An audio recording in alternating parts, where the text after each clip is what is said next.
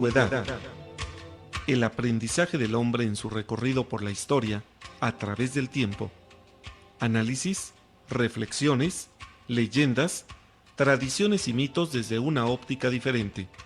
Una producción de Raúl Rodríguez Lucio para Radio Universidad.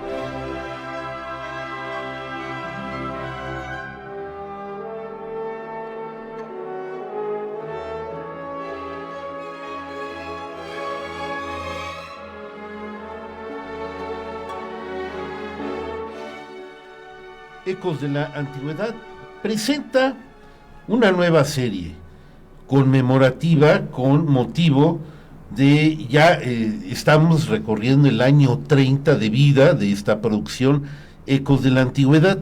¿Y cómo comienza Ecos de la Antigüedad? Pues con una serie que denominamos La Síndone de Turín o La Sábana Santa, para que quede un poco más claro para ustedes.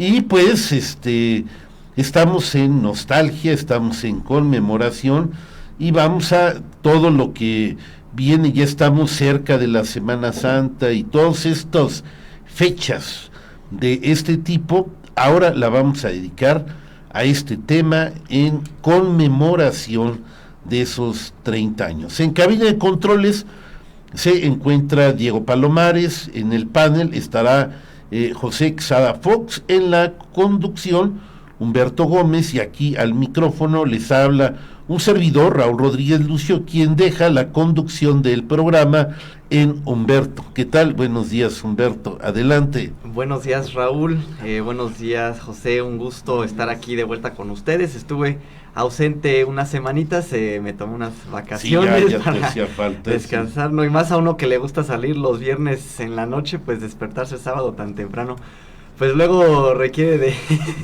de su esfuerzo, pero pues muy feliz de estar aquí de regreso. Me honra mucho, quiero comentarles, ser parte pues de un programa que tiene tanta historia, ya 30 años, eso pues es más historia de lo que yo llevo vivo en este planeta.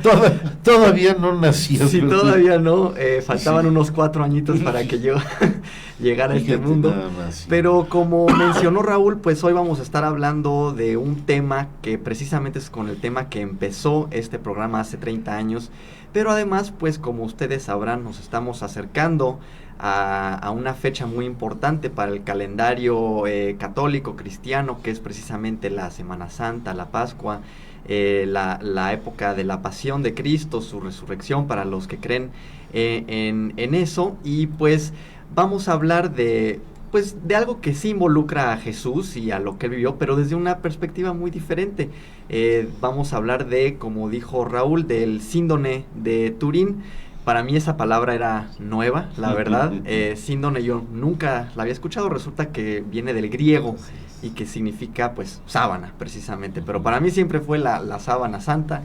Y es uno de las reliquias, de los artículos religiosos más estudiados y pues se podría decir más controvertidos, más controversiales, así como escuchamos a cada rato que el lienzo de la Virgen de Guadalupe, ¿no? Que los científicos de la NASA que estudiaron, que hicieron, pues yo creo que ha sido estudiado hasta más todavía, y pues de eso vamos a hablar el día de hoy, un tema interesantísimo, no se lo pierdan. Ya tenemos algunos saludos, no sé si ya... ¿Ustedes nos lo mandan? echamos. Yo no mando. Soy un soldadito raso. Claro que sí, pues... Usted decide. Primero tenemos un comentario de Gabriela Muredú. Mucho saludo a Raúl y a todo el panel. Saludos, Gabriela. Saludos. También Blanca Salinas, mi mamá, saludos, muchísimas felicidades y que nos sigan instruyendo con su sabiduría y compartiendo más. Y muy feliz aniversario, desea mi mamá al programa. Gracias, muchas gracias. Sí. Maggie de la Torre, muy buenos días y muchas felicidades por los 30 años del programa. Un abrazo al Gracias a Y todos, Raúl, nada más, ¿cuándo es exactamente el mero aniversario? Pues voy a hacer historia, ya que estamos de conmemoración y de nostálgicos. Realmente las grabaciones de Ecos de la Antigüedad empezaron como por estas fechas, pero de 1995 se empezaron a hacer programas pilotos. Era todo muy estudiado de manos de Ricardo Chapa, que era al que se le ocurrió el proyecto. La verdad es que a mí no se me ocurrió. Ricardo pensó que yo era bueno para esto y me ofreció practicar y esto fueron, digamos que desde abril de 1995 hasta septiembre, cuando ya realmente sale al aire. Fueron programas pilotos, ensayar, hacer guiones, todo era muy, pues muy organizado. Definitivamente tenía que estar bien pulido, bien presentado, y se hicieron pilotos hasta que salió la primera emisión, que ya finalmente Jorge Larobando, que era el director de radio en aquellos tiempos, dijo: ya, sábado 30 de septiembre de 1995, ya después de haber estado meses ahí luchando y batallando, salió al aire el primer programa. Entonces es considerado el 30 de septiembre, pero realmente ya son 30 años efectivos de estar aquí trabajando en la radio, en la preparación de ese programa, que fue muy meticuloso. Aparte colaboró, hubo un colaborador de Gregorio Rangel Otero, que trabajaba en la radio. Pues le dijeron, a ver, que auxilie a Raúl para hacer guiones, que le enseñe todas las tablas que son menester para estar en la radio, y esto es más o menos ya, por estas fechas ya estaba ensayando con Gregorio y todo esto, pero septiembre de 1995 es cuando realmente salió al aire, aunque ya había un stock de grabaciones para apoyar. Así es. O sea, salió al aire una grabación.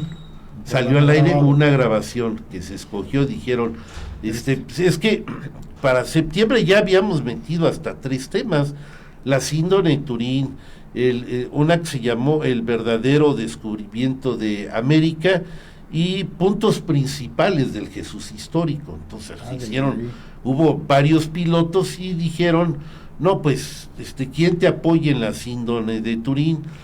Me apoya el que era en aquel entonces mi concuño, el doctor Guillermo Murillo Godínez, que realmente era el que conocía el tema a fondo y todo, y él fue el primer invitado, y ahí empezamos a trabajar. Dijeron, esto es lo que está mejor trabajado, la síndrome de Turín abre Ecos de la Antigüedad.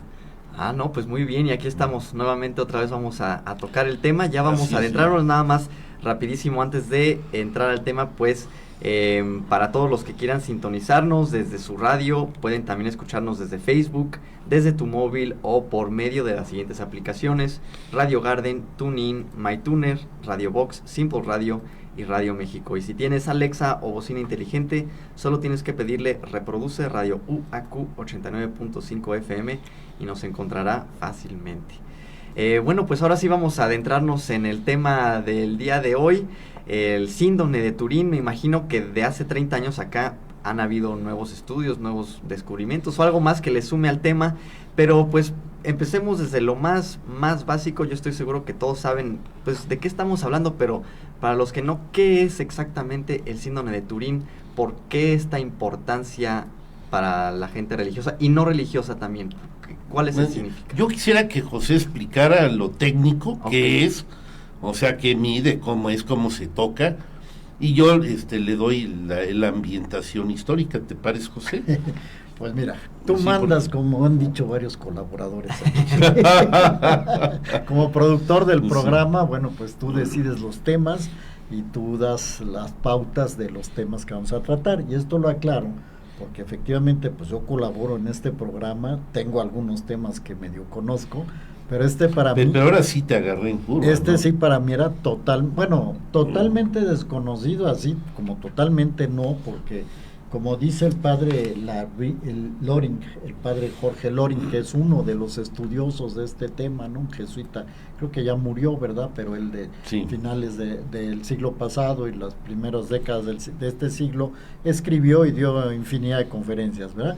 Él dice, bueno, el 99.999% de las personas no tienen idea de todo este asunto del sudario, Así es, sí. de la sábana santa o el síndone, como dices, no tienen idea. Yo era uno de esos tantos. Bueno, ¿qué sabía? Voy a decir qué sabía y luego que hemos estado estudiando estos días.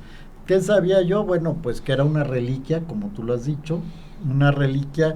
Pues son objetos que por su tradición sagrada se veneran, y esto es muy importante que lo entendamos, se venera, no se adora, porque luego cuando viene nuestro amigo Mauro, él alega mucho en contra de la idolatría, y tiene razón, dice, es que se adoran imágenes o fetiches o cosas así, eso se llama idolatría, pero venerar una reliquia, una pieza, porque tiene una tradición. Este sería el caso de la sábana santa, y como lo has dicho y lo dijo el Papa Pablo VI, y creo que también lo repite Juan Pablo II, dice, es la reliquia más importante con la que cuenta la Iglesia Católica. Ahora, ¿qué es? Es una sábana de lino, tejida de lino, de cuánto es 480, creo, de longitud, de la longitud por 1.10, 1.20 de ancho, o sea, exacto, normalmente yo sí. estaba pensando anoche, bueno, cuando uno se acuesta en la cama, bueno, pues tiene sábanas, ¿verdad? ¿Cuánto mide una sábana? Pues un poco más de lo que mide uno, ¿no? Será 2 metros, sí, exacto, o algo así, ¿verdad? Y que pones en la cama. Pero este palio, esta sábana, pues medía lo doble, vamos a decir así, lo que mide una sábana, porque es esta reliquia con la que supuestamente se envolvió el cadáver de Jesús, para ir dando respuesta. O sea, ¿qué es? Es una sábana de lino. Antigüedad, pues más de 2000 años, ¿no? Origen de Medio Oriente, ¿no? ¿Cuál es su importancia? Que con ella se envolvió el cuerpo de Jesús cuando fue bajado de la cruz, por, ¿cómo se llama? José Arimatea y Nicodemo, que supuestamente le ayudó, pero el personaje importante es José de Arimatea, ¿verdad? Quien le pide a Pilato que le permita bajar el cadáver de Jesús y lo envuelve en una sábana que compró. Eso es el sudario de Turín. Ahora te doy mi connotación. En efecto, es un lienzo, una sábana tal cual, donde cabe una persona 2 veces, donde aparece una impronta, un cuerpo por delante y por detrás, o sea, una figura humana. Yo ahorita no le voy a poner nombre. Esta figura humana mide como 1.83 aproximadamente. Está alto. Sí, alto, es alto, y aparece, digamos, como unas manchitas así como pardas, apenas, pero sí se distingue que es un cuerpo humano, y desde entonces, desde antes que hubiera, digamos, los grandes avances científicos, la fotografía o los estudios científicos que le han hecho, ya se relacionaba como la sábana de Jesús, ya era así, pero no tenía una gran preponderancia. Ahora, José, bueno, dio la connotación general de qué es lo que se cree, pero realmente ese lienzo aparece hasta por 1353, el Lirey, Francia, que es, digamos, que nos preguntáramos, ¿y cómo tengo la seguridad de que esa prenda, desde cuándo puedo seguir su paradero? Ok, la respuesta exacta es que esa prenda realmente aparece por primera vez, que estemos seguros, desde el año 1353 hasta ahorita, y que ha estado en lugares como Lirey, Francia, luego estuvo en Chambéry, Francia, y finalmente a Turín, Italia, que es donde se mudó allá por 1578 y donde ha estado desde entonces hasta la actualidad. Y eso es lo que es, y digamos, yo me voy a abstener por el momento de decir quién era. Aparece una figura de un hombre por adelante, por atrás, incluso a simple vista aparece pues como manchas, como de sangre, como de heridas, y cosas así que ya decían, por eso era famosa, de que podría ser de Jesús, pero eso es, digamos, como en una manera más exacta, cuando aparece la prenda, digamos, siglo XIV. Ahora, a mí se me hace muy interesante esas diferencias en la línea del tiempo entre si tiene 2000 años o 1300. ¿Cuáles son los estudios o, digamos, las pruebas que hay para decir, no, esta de hecho tiene 2000 años de antigüedad, viene desde la época de Cristo y podemos seguirla, o efectivamente es a partir de 1300? ¿Qué hay de un lado para el argumento de que es de 1300 y qué hay del otro lado de que tiene 2000 años, más o menos? No sé si bueno, yo sea más técnico. Yo respondo la parte histórica. No me voy a meter con la ciencia, eso es de Fox, indiscutiblemente más apto que yo, un doctor, a un ingeniero, y más con los términos médicos que tiene la prenda, ¿no? Eso queda para él y los estudios científicos. Yo voy a la historia en pro de esa prenda. Realmente tiene pues que si hacemos la resta, 2025 menos 1350, pues te da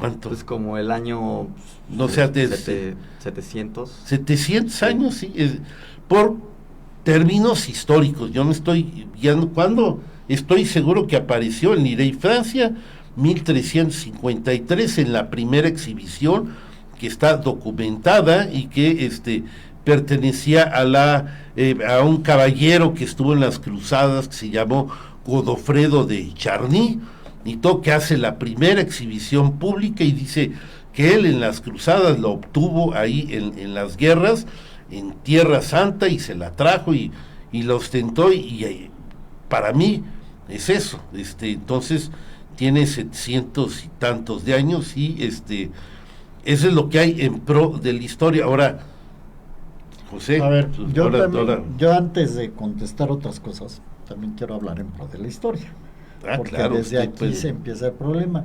Tú efectivamente nos estás diciendo, Raúl, que aparece en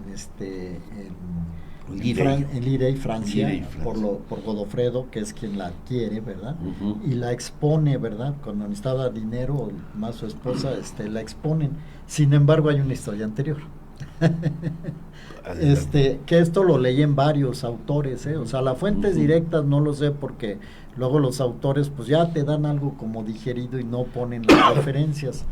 Pero de dónde, bueno, si partimos de lo que dijimos al principio del programa, es que es la sábana con la que envolvieron a Jesús. Eso está escrito en los 4 evangelios, ¿verdad? Y acuérdense, cuando es testimonio múltiple, tiene criterio de veracidad histórica. Es decir, el hecho de que José de Arimatea fue y compró, tenía una sábana y bajó el cuerpo de Jesús y lo envolvió, y por eso está en la impronta de ambos lados, porque al ser larga, pues es como una tapadera, ¿no? Así es, te envuelve, ¿no? Te tapa por adelante, ¿verdad? Y por adelante. Entonces, eso, bueno, pues está en los evangelios, ¿verdad?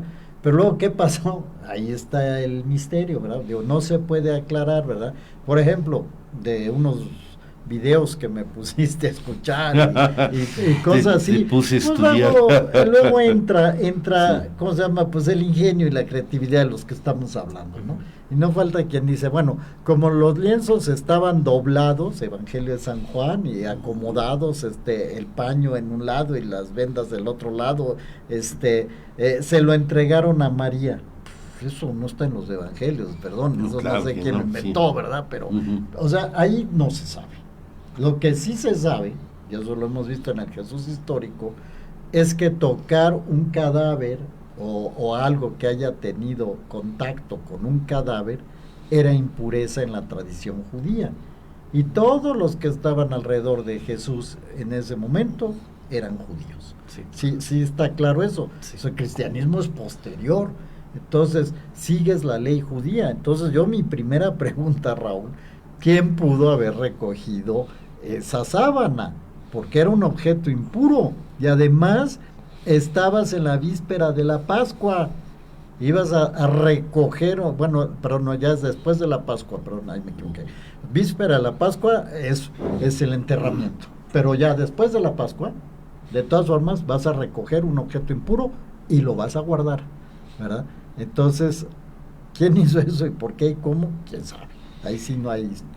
Yo Tú tienes digo, algo que puedas esto decir, ya entramos pero es especulativo. un segmento de la historia que abarca desde esa fecha, año 30 de nuestra era, cuando el año más aceptado, que en donde muere Jesús, hasta 1353, que aparece en Lirey, Francia.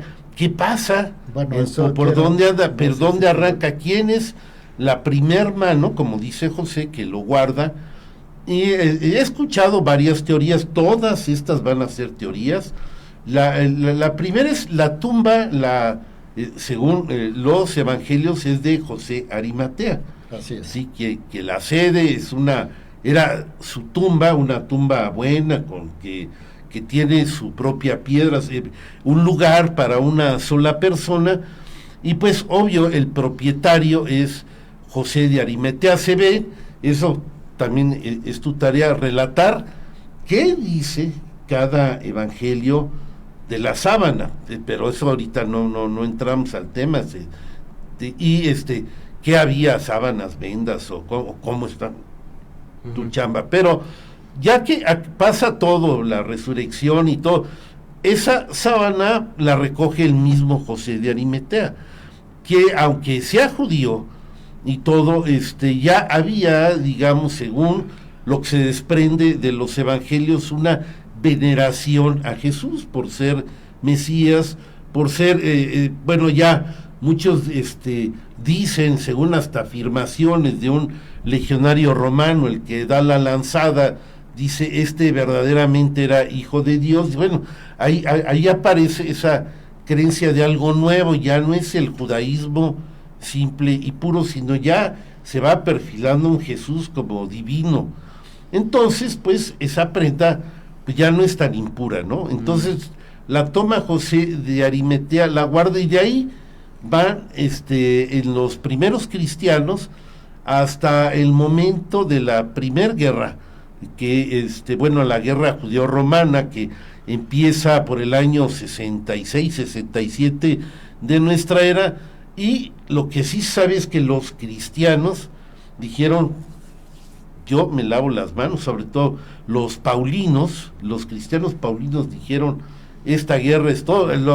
Hubo cristianos mesianistas que sí se quedan para pelear, pero los paulinos son los que se llevan la sábana a un lugar que llaman Edesa, así que ya hay que ver, y ahí se está un buen rato hasta que llega los tiempos de la Edad Media, y en las cruzadas es cuando se dice que Godofredo de Charny llega a un lugar cercano.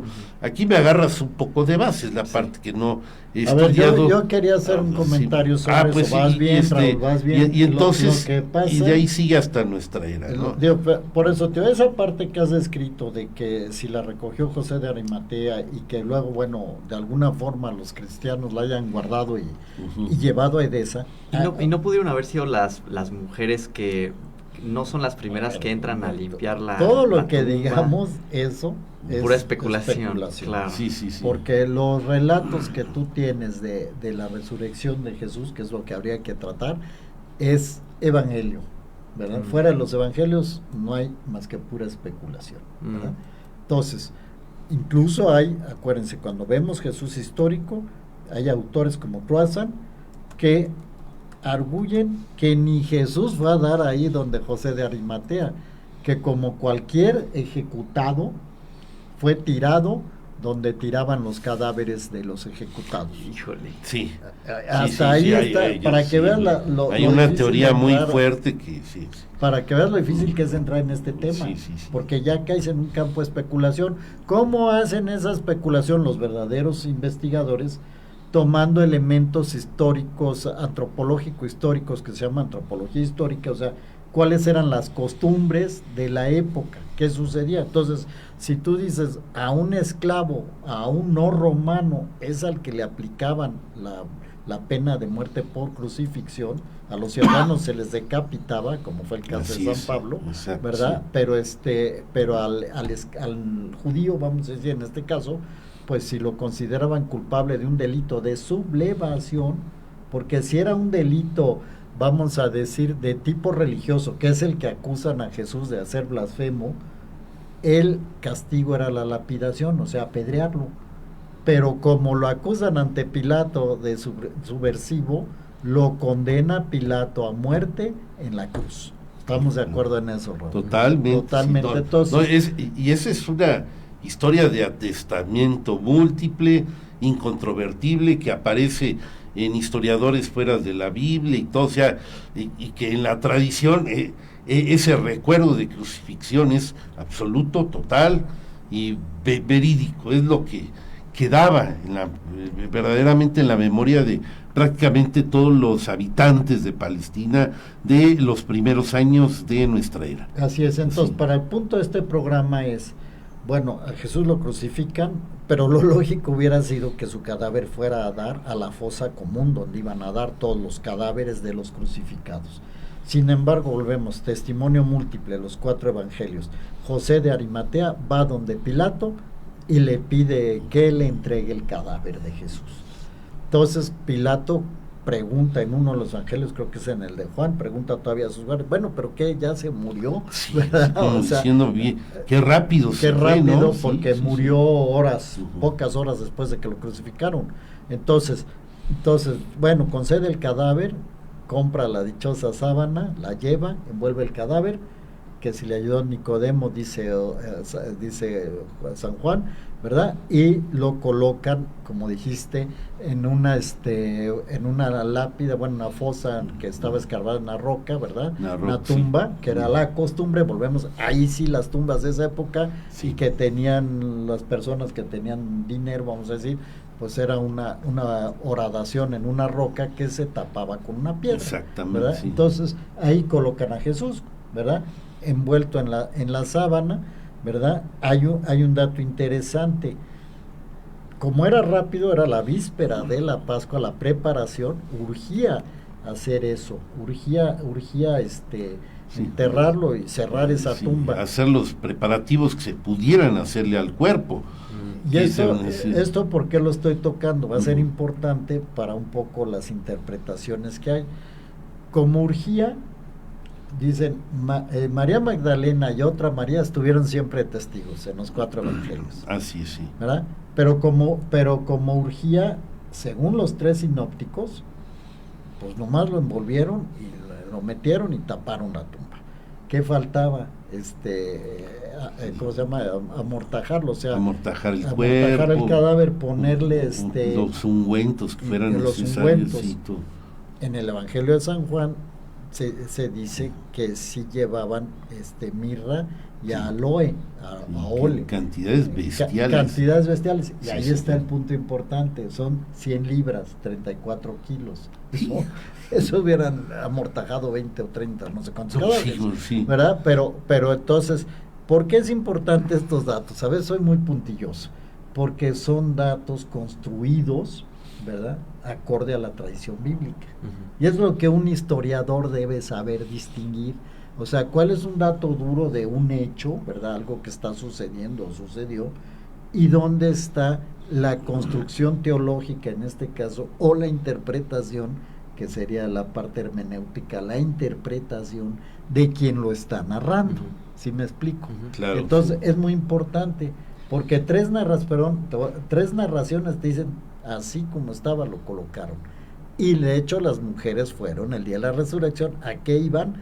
A amortajar el cadáver, o sea, el trabajo que no se había hecho, lo iban a hacer, ¿verdad? Entonces, y un evangelio dice que sí. Entonces, esto es muy importante, porque cuando van ellas, ya no hay Jesús de Nazaret. ¿Qué andan buscando ahí? Les dice el ángel, si ha resucitado, no está aquí, ha resucitado, ¿verdad? Entonces ya Raúl, no sé tú con ese aspecto, ya no hubo la aplicación, según esto, o no hubo tiempo de esto. Ahora, antes de irnos a una pausa, unos comentarios que nos han ido llegando aquí. Tenemos de Maggie de la Torre: muy buenos días y muchas felicidades por los 30 años del programa. Un abrazo al panel. Nuestra amiga del diplomado, Alejandra Hernández, nos dice: buen día a todo ese bonito foro. Aquí escuchándolos como siempre, saludos, felicidades a Raúl por su fabuloso programa. Gracias. Irma del Río, otra amiga del diplomado, mis más sinceras felicitaciones por su magnífico programa, saludos. Ale, tu hermana Raúl, hola Ale, buenos días, saludos a Raúl, Fox y a Humberto, saludos Ale, muchas gracias por escucharnos. Luis Reyes Vázquez nos comenta que la Sábana Santa es un tema de gran interés que nos permite conocer datos reales de la pasión de nuestro Señor. Saludos al panel. Jorge de la Vega, primo, buenos días, recibe un fuerte abrazo. Saludos al panel. Primo, Sergio Salinas, saludos desde Tampico a Humberto, Raúl y a Fox. Saludos, Sergio, muchas gracias por conectarte. ¿Es algo tuyo? Es mi tío, sí. Es tu tío. Nos escucha desde Tampico. Pero vive allá en Tampico. Allá vive en Tampico, sí. Gracias por conectarte, saludos, un abrazo. Y pues con esto nos vamos a una pequeña pausa, no se desconecten. En un la momento identificación del emisor y regresamos.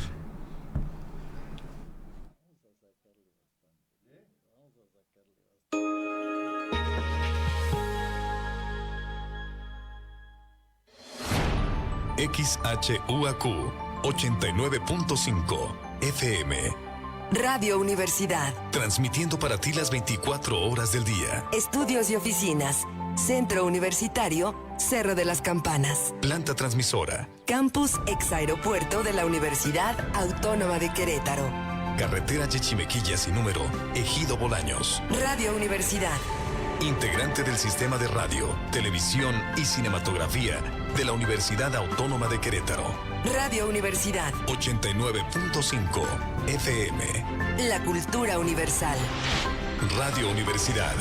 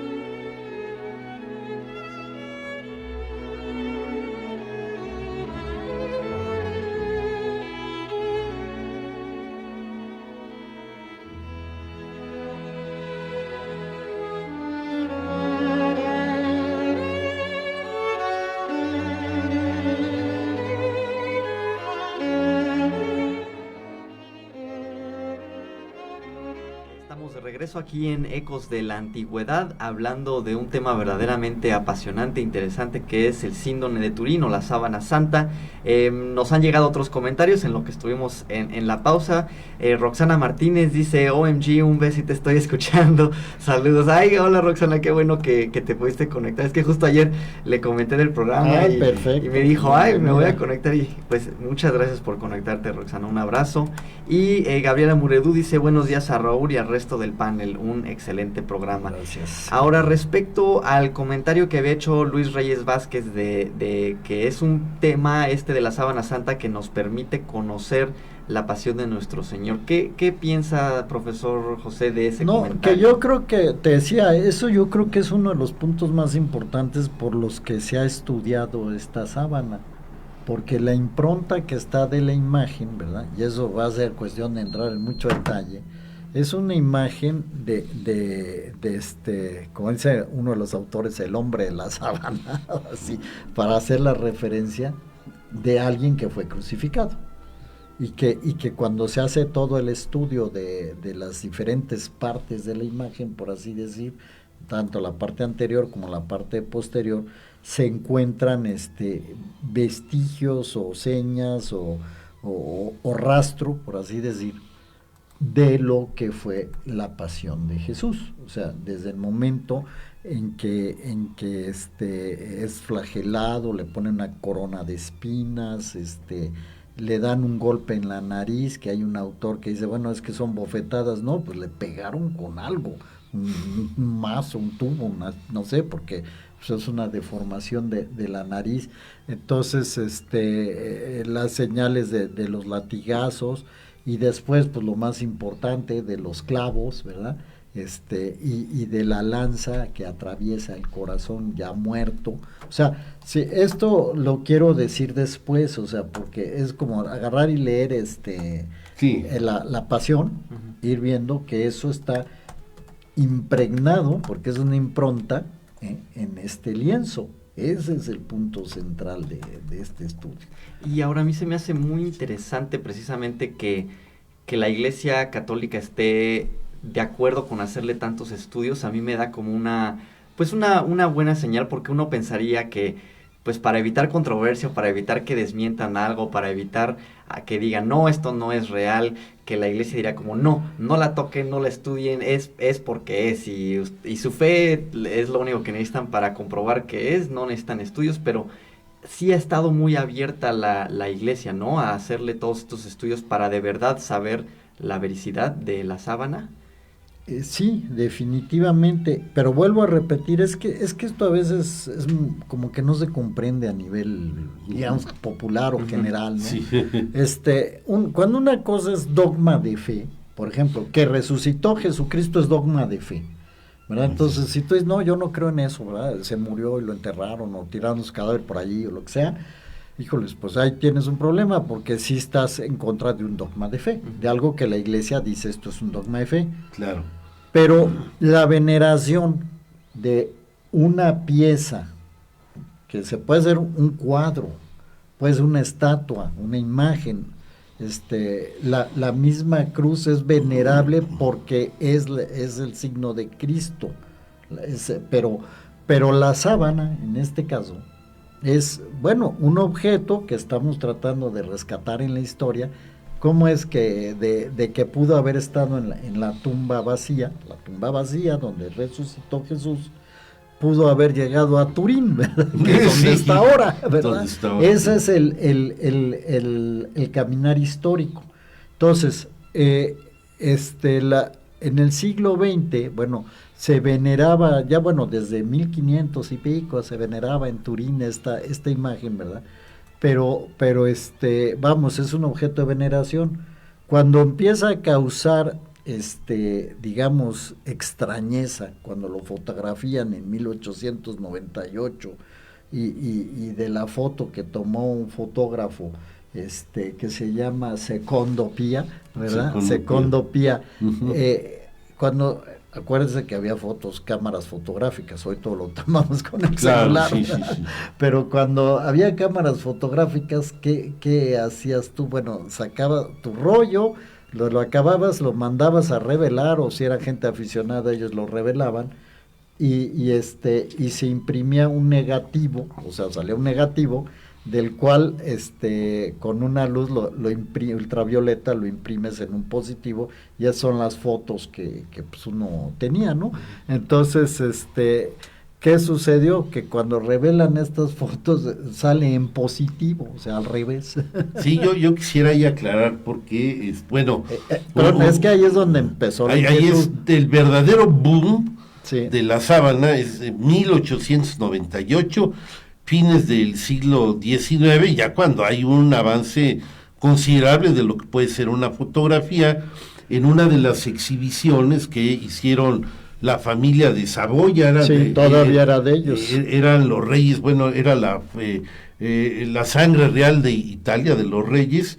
Hacen una ostentación y Secondo Pia dice, puedo tomar una foto, ándale. Todavía pues se veía unas manchitas y todo, pero no podían calcular la verdadera dimensión de complejidad y de asombro de lo que podía ser esa sábana. Secondo Pia pone su aparato, toma, no sé, varias improntas, impresiones, y lo que se cuenta mucho es que al momento de estar revelando, lo primero que sacas es el negativo.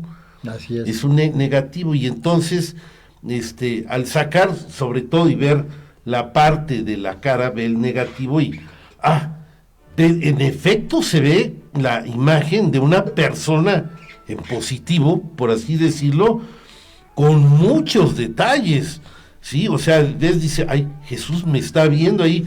Fue un sustazo, se pone un sustazo ahí de que está pasando, y ahí empieza esa historia como de crecimiento en popularidad. Digamos, ya después van a hacer, creo que en 1935, otro fotógrafo, Henrie, hace otras fotos todavía con mejores cámaras, y se comprueba que al menos a la observación simple de los negativos, no del positivo, de los negativos, crece la multitud de detalles de que ahí hay un hombre como Jesús que fue castigado, que tiene todos los signos de los que narran en los evangelios, de cómo fue la pasión, cómo murió, y entonces crece el boom, la complejidad, la fama de esta prenda, con esto que podríamos llamar los primeros estudios que se hacen, digamos, de la síndrome. Entonces se podría decir que durante esos primeros 1900, 1800 años era un culto un poco más pequeño, algo más localizado ahí en Turín, pero no alcanzaba de broma, la fama que tiene hasta que salen las fotos. De hecho, no es la única sábana. Yo te voy a decir lo que yo pienso. Es que hay que recordar que en la Edad Media es la época en que surge la tradición de las reliquias.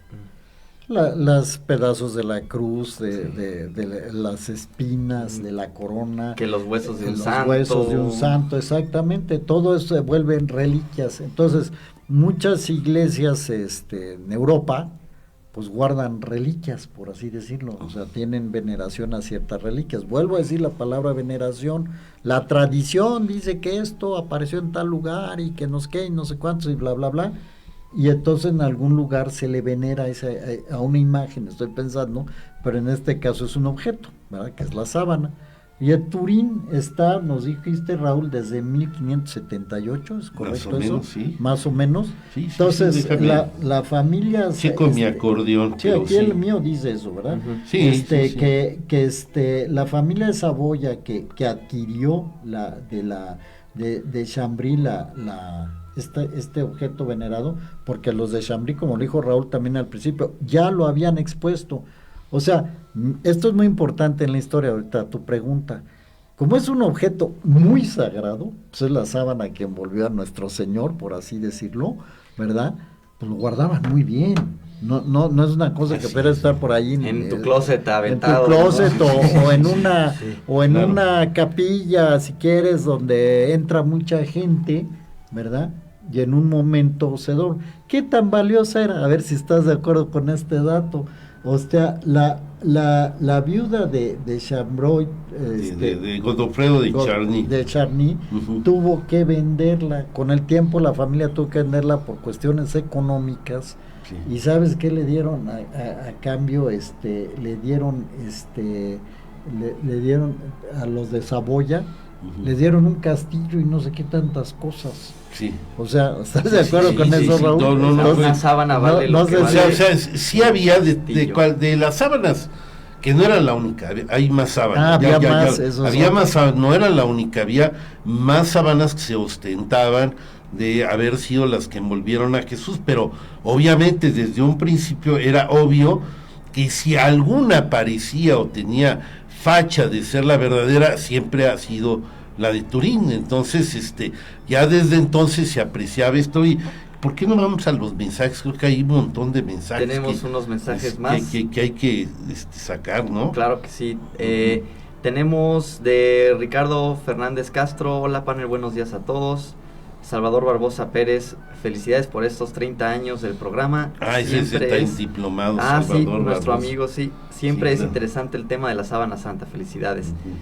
Arturo Bautista Escalante nos dice: quisiera que José explicara cómo se forma la imagen exactamente. También Patis Gómez Rojo: saludos Humberto, me encanta su programa y saludos al panel, abrazos. Ay, gracias Patis, mi tía también que se conecta, un abrazo, qué bueno que te conectas. Y Javier Rodríguez nos dice: mi hermano. Tu hermano, ok. ¿Qué tal, brother? Felicidades por sus 30 años. Ahora, rapidísimo, antes de que hables de cómo se mete la imagen a mí. Yo tengo más. Adelante. Déjame, sí. Uno que llegó aquí al WhatsApp de Radio Universidad dice: buenos días a todos. Como objeto de origen biológico, pudo estar 1300 años desaparecida sin ningún cuidado. Comparen cualquier otro objeto bajo circunstancias similares. Comenten por favor, muchos saludos. O sea, bueno, la LOC dice, yo no sé si él pues está sugiriendo como que es imposible o que es muy posible, pero sí, esa es su a mí me da esa impresión que no hay manera, ¿no? Que por 1300 sí. años. Sí, y espérate, tengo otra. Marco Asprón dice: buenos días, saludos a los 3 participantes de hoy. Muy interesante el programa con explicaciones de la famosa sábana. Muchas gracias y felicidades por el 30 aniversario de Ecos de la Antigüedad. Marco Antonio Asprón Pelayo. Muchas gracias. Sí. Respecto a ese comentario que hacen de cómo es posible que estuvo 1300 años desaparecida y con base a lo que mencionabas antes, que puede ser que hubieron otras sábanas santas, ¿no? Así como luego también en varias iglesias pueden tener las reliquias del mismo santo, ¿no? Sí, pueden tener varias pedazos de la cruz, o espinas de la corona, no sé. Entonces, por ejemplo, cuando vemos pinturas o algunos documentos que nos apuntan a que ya existía una sábana santa, por ejemplo, en Constantinopla, en el siglo X, existe la posibilidad de que haya sido otra completamente. No hay alguna manera de seguir si estuvo en Constantinopla y después es que nos lado. Vamos desviando, pero precisamente en la parte histórica, cuando es lo que yo leí, Raúl, y de diferentes partes, fuentes, sí. Porque el comentario que se acaba de hacer, pues es importante ese tipo de comentarios, ¿no? ¿Cómo es posible que una pieza dure tantos años guardada y sí tuvo deterioro, que eso es importante, porque hay evidencia de que en 1004, ¿en qué año fue? No me acuerdo, pero hubo un incendio en 1552, 52, 53, sí, en Chambéry, Francia. Chambéry, hubo un incendio, o sea, se quemó ahí el lugar donde estaba, rescataron la sábana. Y se le hicieron 16 perforaciones, 16 hoyos, quemaduras. Estaba en un recipiente como de plata. De plata. Sí, y entonces al entrar en calor se empezó a fundir la plata y una gotita perforó la síndone, hizo esas perforaciones que vemos tan curiosas, pues asimétricas, lo perforó, pero sin dañar la imagen. Pero sí, es un incendio terrible. ¿Y cómo la apagaron? Pues llegaron los monjes o los sacerdotes y a cubetazos de agua que se ve, o sea, pues, que entre el agua y el fuego y todo, pues ves que tiene unas formas como de rombos y todo ahí, muy curiosas.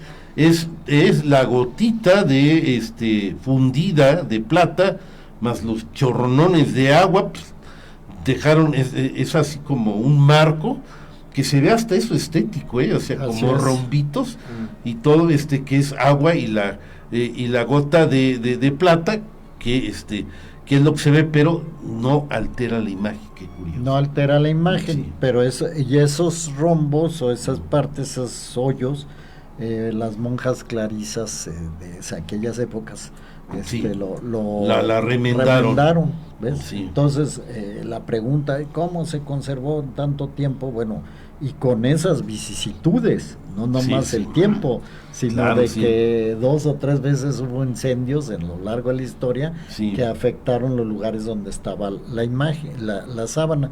Pero también en defensa de cómo duró tantos años, pues es lo que decíamos hace rato, la Claro. guardaban con mucho Sí, sí, sí, sigilio, con- o sea, con- estaba no. o en una caja de plata o en un estuche, algo así, por eso está doblada 8 veces, y eso Claro, también sí. es importante, no está extendido como la Virgen de Guadalupe, por decir, uno va a la villa y está la tilma de la Virgen de Guadalupe, está extendida en un marco, en un cuadro, ¿no?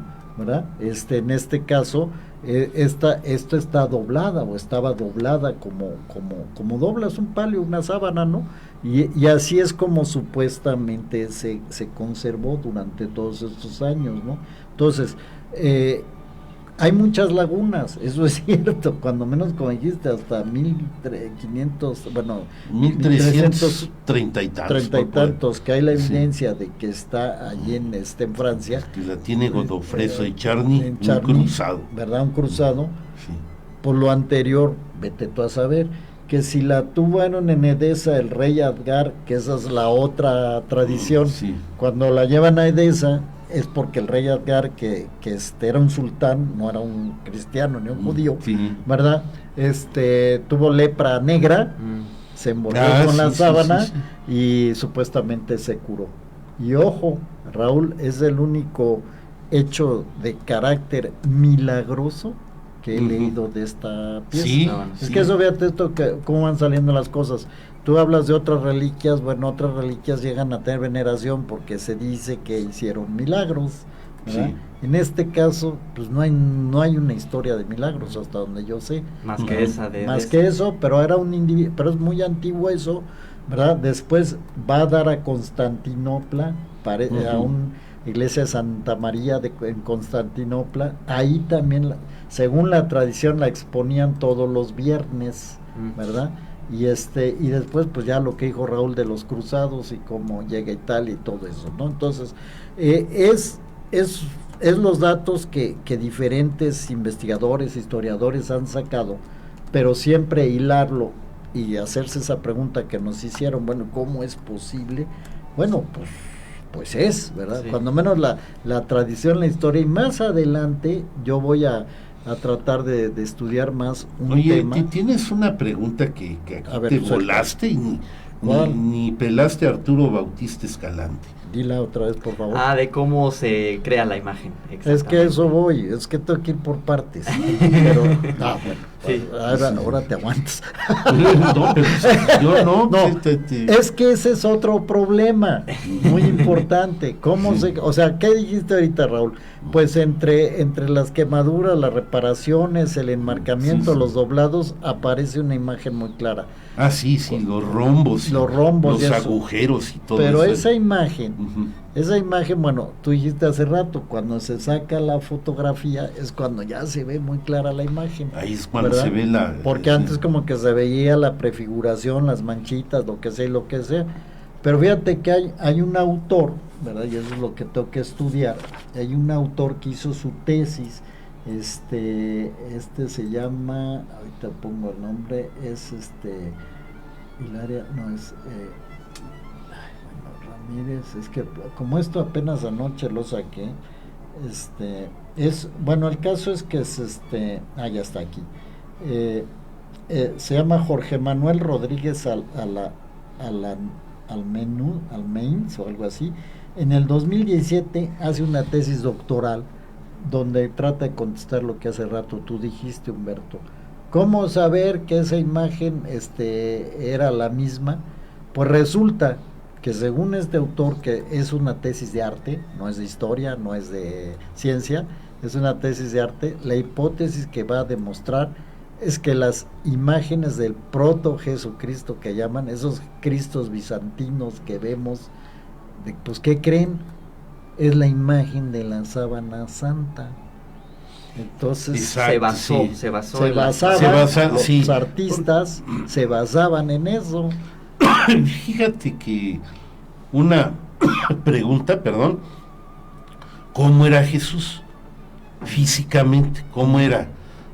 Barba, el pelo corto, chico, al estilo romano y todo, y aparentemente desde el año 500, por poner, o quizás poco antes, aparecen ya claramente identificaciones de un Jesús tal cual lo conocemos, o sea, pelo largo, barbado, y que es muy similar al rostro de la síndone.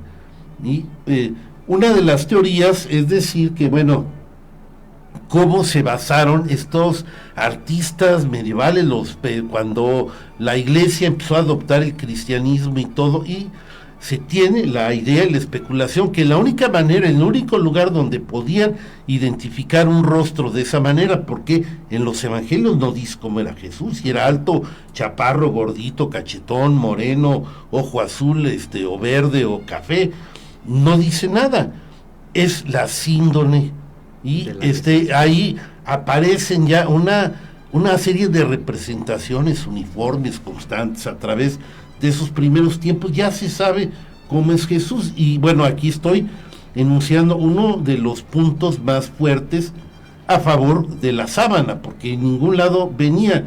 Hay una estatua que de cómo pensaban que era Jesús del siglo II, ¿sí? Era un joven sin barba, con un borreguito, Cordero Pascual, con un cordero pascual, y más muy a lo romano, pero esa es la mayor antigüedad de una representación de un Jesús, que nada se parece a las que luego uniformemente dan como constancia de que cómo sabemos cómo es o cómo es y el único punto o fuente que lo pudieron haber tomado es ahí. Oye, ha de haber más mensajes, ¿no? Sí, bueno, es que no es rápido, porque es ir contestando un poco la pregunta, que es la más difícil. ¿Cómo se hizo esa imagen? O sea, ¿cómo se dibujó esa imagen? Pues ese es el problema central. Porque esa la respondemos después. Eso después, digo, pero no digas que la deje y luego diga la gente. No, está bien. Richard, aguántate. Aguanta. Bueno, eso si va a ser porque la próxima semana. Eso iba a decirlo también. Es el desenlace, ¿no? Ya, o sea, como que, pero es muy importante, porque lo que acaba de decir ahorita Raúl, lo dijimos, cómo esa es la defensa de la sábana. De ahí sale la imagen de Jesucristo. Sí, ese es bien importante. Que se empieza a dibujar. Y bueno, pues con esto, pues desafortunadamente ya ven cómo vuela el tiempo. Tenemos unos últimos comentarios antes de cerrar. Primero, Sergio Salinas nos dice: excelente tema y explicación. Ricardo Fernández Castro, muy interesante el tema. Joana Rodríguez, nuestra amiga del diplomado, saludos a Pepe, Humberto y Raúl, aquí escuchándolos como cada sábado. Y Paulina Romero Barrientos dice: saludos maestros, felicidades por estos 30 años instruyendo. También aquí Silvia Ramírez nos dice: comentarios para el programa, muy interesante, gran tema, saludos al panel, además muy agradable la charla y todo el desarrollo de contenido. Gracias. Muchas gracias. Y no se lo pierdan el próximo sábado, vamos a adentrarnos todavía mucho más en el tema. Como pueden ver, es un tema complejísimo y hay mucho de qué hablar. Y pues ahí el profesor José nos va a hablar de la imagen. Con muchas cosas en el tintero. Muchas gracias a todos por conectarse. Hasta la próxima. Bonito fin de semana. Gracias. 39.5 FM.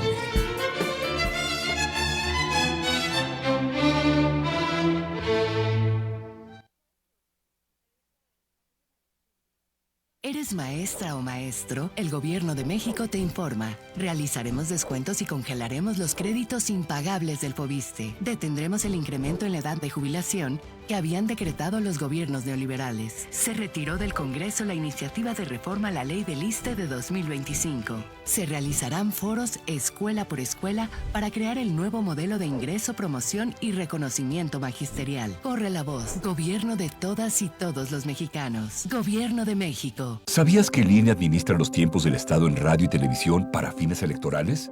Desde 2008, el INE los distribuye de acuerdo con lo que establece la Constitución y la ley. Este modelo abona a la equidad en las elecciones,